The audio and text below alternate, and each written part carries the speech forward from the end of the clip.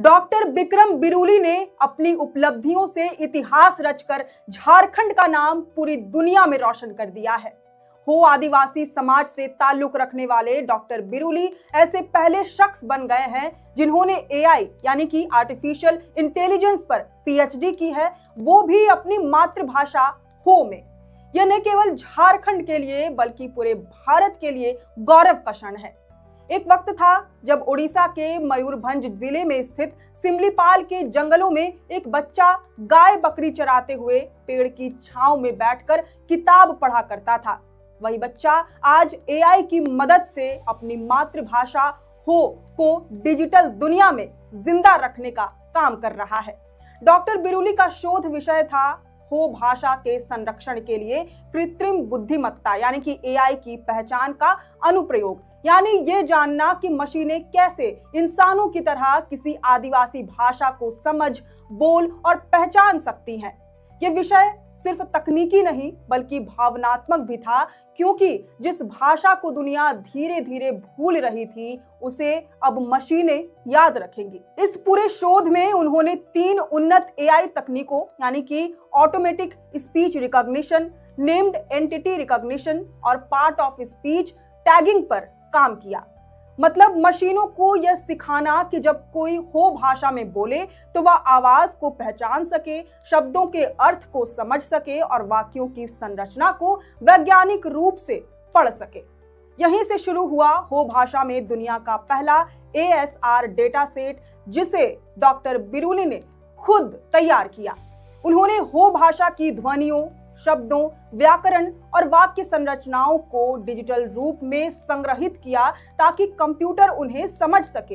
ये काम उतना ही जटिल था जितना किसी नई भाषा को जन्म देना, लेकिन नतीजा ये हुआ कि अब हो भाषा की आवाज डिजिटल रूप से जिंदा है। मशीनें इसे पहचानती हैं, दोहराती हैं और सीखती भी हैं। डॉक्टर बिरूली के शोध मार्गदर्शक थे डॉक्टर यशवंत दास और डॉक्टर सत्यरंजन दास, जिन्होंने इस युवा शोधकर्ता के जुनून को दिशा दी। ये शोध वैज्ञानिक दृष्टि से जितना क्रांतिकारी है उतना ही सामाजिक रूप से भी बड़ा कदम है।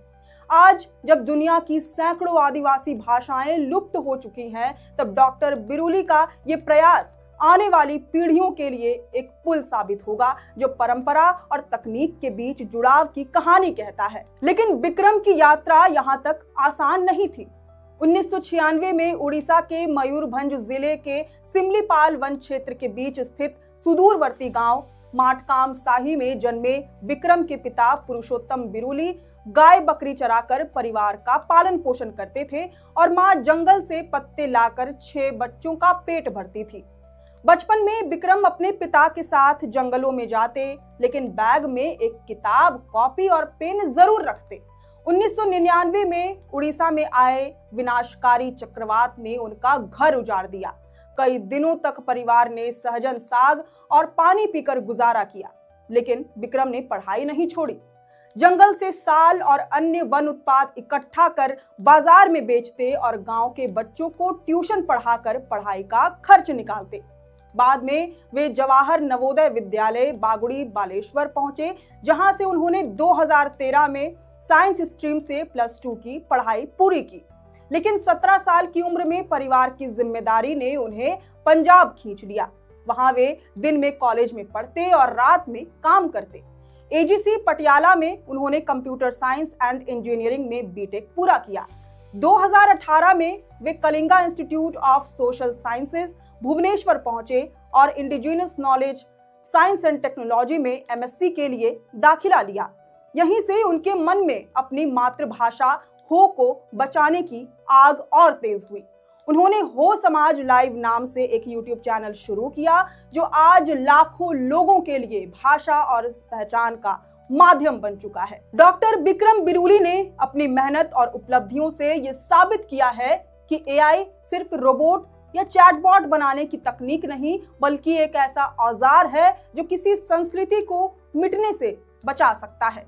अगर एआई का सही इस्तेमाल हो तो हर आदिवासी भाषा, चाहे वह हो, मुंडारी या कुड़ुक ही क्यों ना हो, भविष्य की डिजिटल लाइब्रेरी में अपनी जगह बना सकती है।